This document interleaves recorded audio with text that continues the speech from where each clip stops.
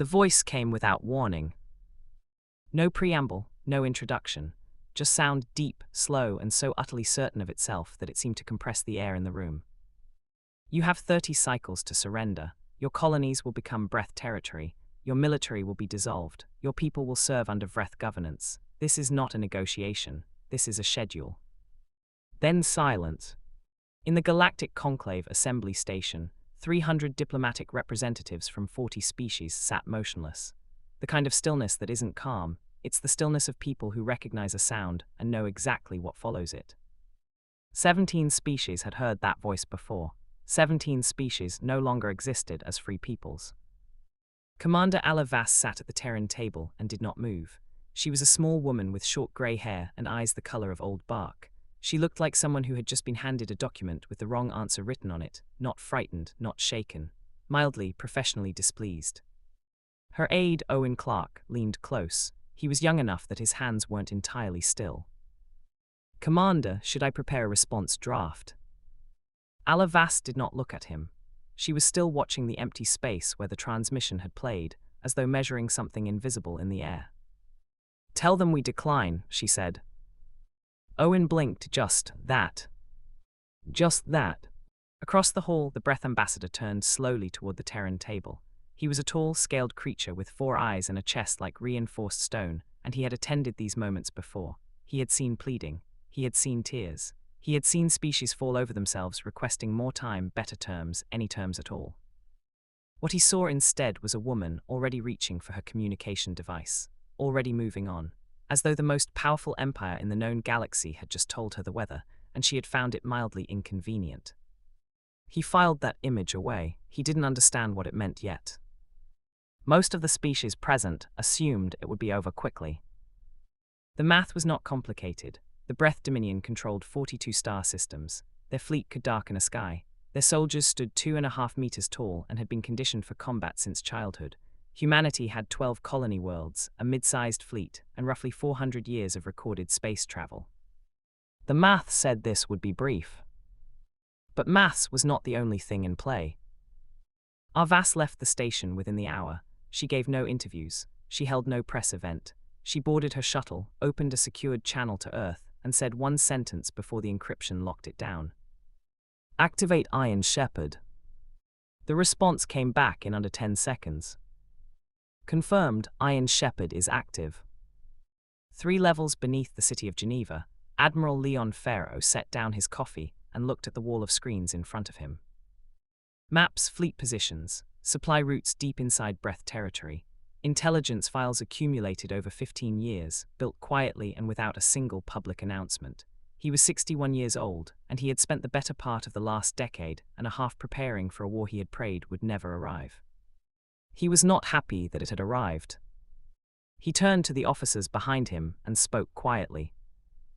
"Everyone knows their assignment, no speeches." A pause. "Get to work." They got to work. Across the Terran Union, things began to move in ways that weren't visible from outside, which was entirely the point. Ships listed as inactive in maintenance logs were suddenly, quietly, fully crewed. Supply depots recorded as offline turned out to be very much operational.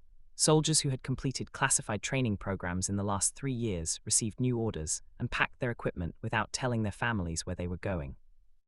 None of it made noise. That was the design.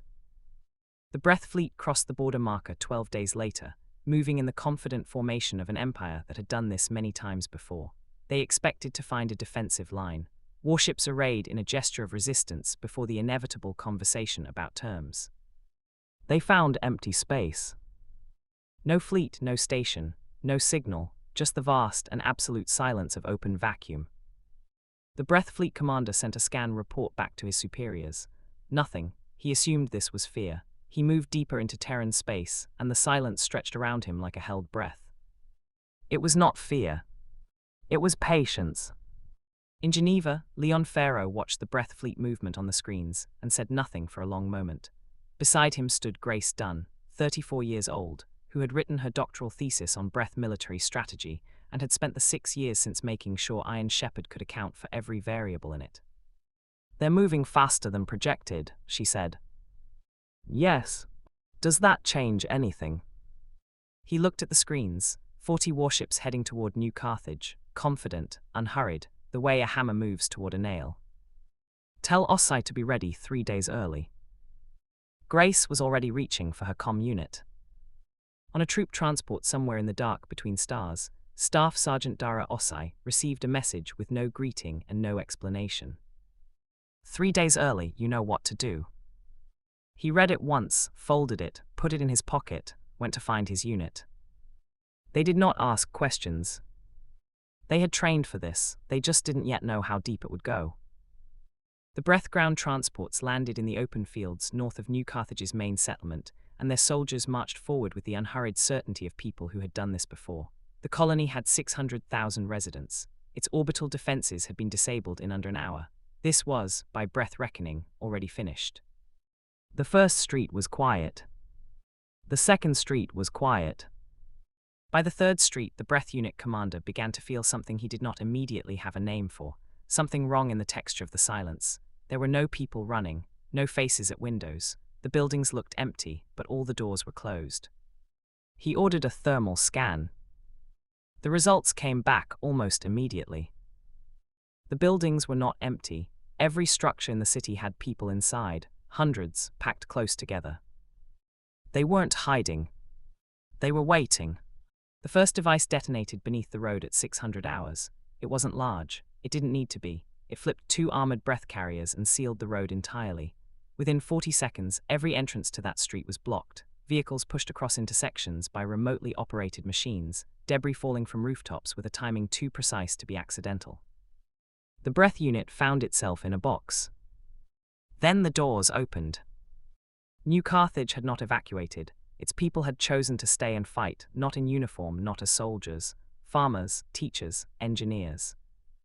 Young people who had grown up hearing Iron Shepherd mentioned in whispers, who had spent 3 years quietly learning how to act on it, who had decided that if the Breth were coming to their home, the Breth were going to earn every single meter of it. The colony they had expected to take in 3 days held for 3 weeks.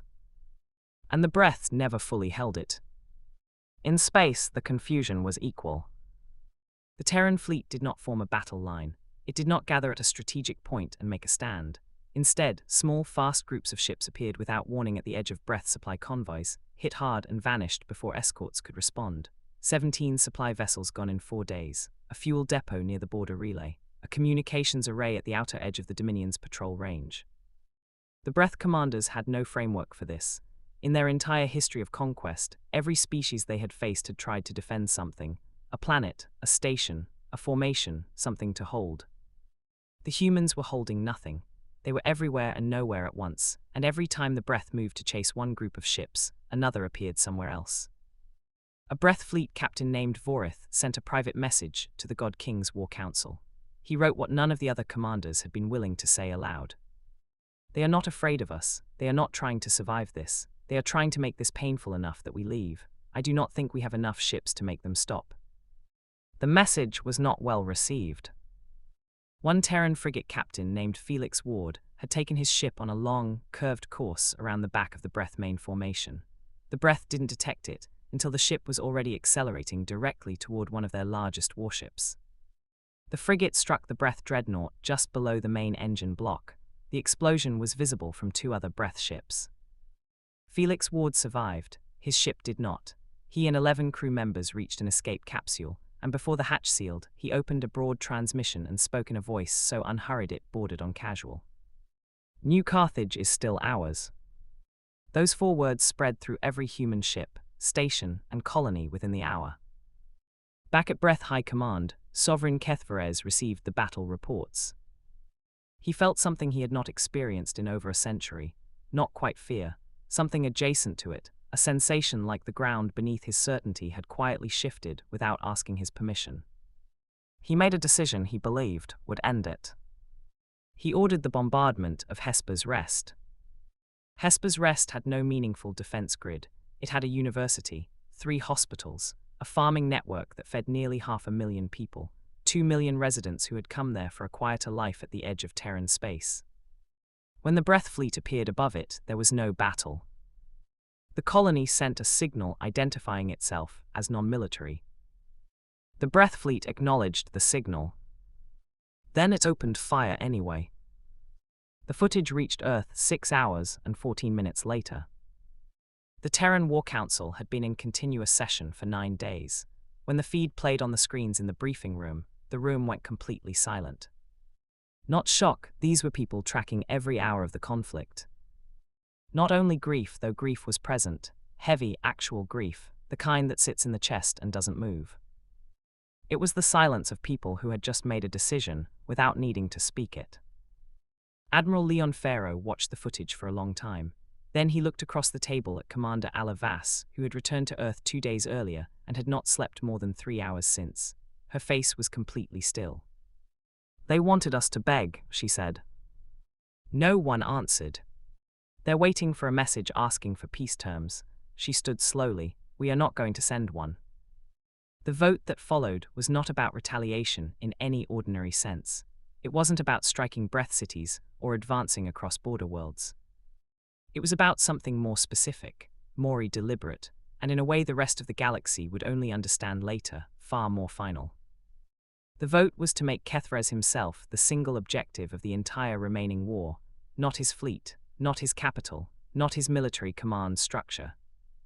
Him's Iron Shepherd, which the broader military had understood as a large-scale war plan, now revealed its actual architecture. For 15 years, a small team of Terran intelligence officers had been building a single file. They called it simply the map.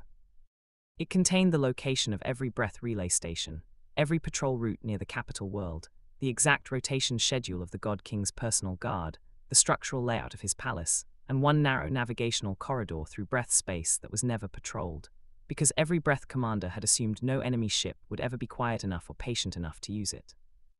Grace Dunn stood at the front of the room and walked the council through it. Her voice did not waver. "We don't need to win the war the way they expect us to fight it," she said. "We never did." A senior council member asked what was in every mind in the room. "Can we actually get someone into that palace?" Grace looked at the corridor on the map. "We already have 1,200 people selected for the attempt. A ship that can make the crossing in 18 days without detection. Plans for every guard position and every internal door in that building." A pause. "We have been ready for this moment for 3 years." The silence that followed was different from any that had come before. It was the silence of people who had just understood that the plan they were being asked to approve had been built long before the Breth ever sent their ultimatum, had been waiting patiently for exactly this day. The vote was unanimous. The ship was called the Unbroken. It carried no heavy weapons. It had been coated in materials that scattered sensor signals and built to move at a speed that kept its heat signature below the threshold of Breth long-range detection. 1,200 soldiers packed into its lower decks for 18 days. They slept in shifts. They trained in the corridors. They ate cold rations, spoke in low voices, and watched the countdown clock on the wall. The corridor Grace Dunn had identified was narrow and completely dark. It took the Unbroken within range of 2 patrol stations, both of which the ship passed at minimum speed with every non-essential system powered down. The crew on the bridge sat without speaking. The ship moved through the corridor like a breath held in a chest, measured, careful, waiting. On the 18th day, VTH Kara Prime appeared on the forward sensors. The capital world of the Breth Dominion, gold and green from orbit, wrapped in a ring of orbital stations, and a fleet of warships circling it in slow, confident patterns. They were not going to the fleet. They were going to the surface. 12 descent capsules dropped from the Unbroken's lower bay over a 4-hour window, each angled slightly differently, all aimed at an uninhabited stretch of low hills 4 kilometers from the palace. They read as debris on Breth atmospheric sensors. Dara's capsule hit hard. The harness caught him. He was out the hatch before the dust settled, moving toward the tree line while the capsule burned itself to ash behind him. By the time all 12 units assembled at the rally point, they had been on Breth soil for less than 40 minutes. The palace was visible in the distance, a massive structure of dark stone and lit towers, surrounded by walls and guard stations, and 100 years of certainty that nothing like this could ever happen. A soldier named Ben Marsh handed Dara a small screen, showing the interior layout without a word. Dara studied it for 30 seconds, handed it back. "Same as we trained," he said. "Nothing changes." They moved at night. The outer wall had been the hardest problem in the planning phase, patrolled constantly, no gap longer than 90 seconds at the east approach. The solution had taken 2 years to develop. It involved specific tools, precise timing, and 12 people moving in absolute silence across 40 meters of open ground. They made it. What followed inside the palace walls was not fast. It demanded full attention at every second. Guard positions exactly where the maps had placed them. Internal doors sealed in the pattern intelligence had confirmed 18 months earlier. The team moved from room to room, level to level, without making a sound that carried beyond the next corridor. Dara lost 2 people in the inner wing. Not to a trap or an alarm, a patrol had shifted its timing by 4 minutes. He did not stop. He had told his team and believed himself that stopping was the one thing they could not afford. They reached the throne chamber on the 3rd level. The door was 3 meters high, built from a material that had stopped every conventional cutting tool in testing. A specialist named Cora Blake had spent 14 months developing something that was not conventional. She had tested it in a replica chamber built underground in northern Canada and had never missed her window. She did not miss it now. The door opened. The room beyond was large and lit in dim blue light. At the far end, behind a raised platform of carved stone, stood Sovereign Kethvarez. He was enormous, nearly 3 meters tall, scaled in deep grey, eyes that caught the blue light and held it like still water. He wore no armor. He had not expected to need any. He had been the most powerful individual in 42 star systems for over a century, and no one had ever come for him before. He looked at the soldiers in his doorway for a long moment. Then he spoke in translated Tan, and his voice, even now, was completely calm. "You are aware of what you are doing." It was not a question. Dara stepped forward. "We know exactly who you are," he said. "That's why we came." Kethvarez studied him. Then he looked at the soldiers arranged in a careful pattern across the chamber entrance, and in that moment, for the first time, he understood. They had planned for every response available to him. There was no move he could make that they hadn't already mapped. He had, at the end of it all, made one critical mistake. He had assumed that humanity, like every species he had ever faced, carried natural limits on how far it would go.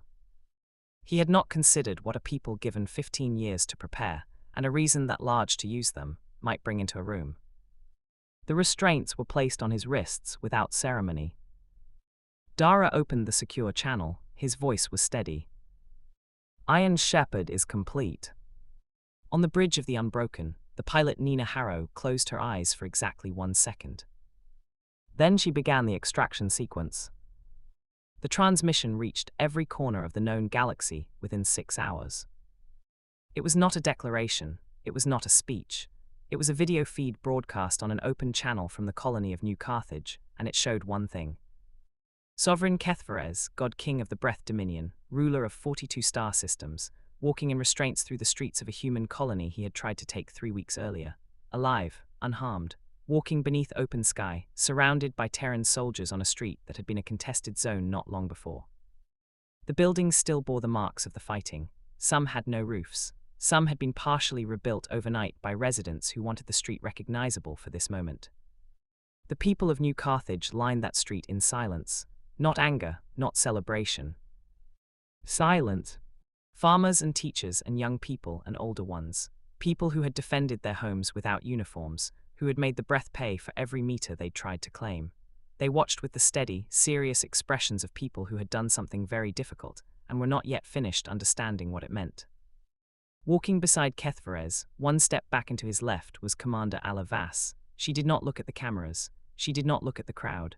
She looked forward, her face composed, her hands still, walking at a steady pace that left room for only one interpretation. "This is what it costs to come for us."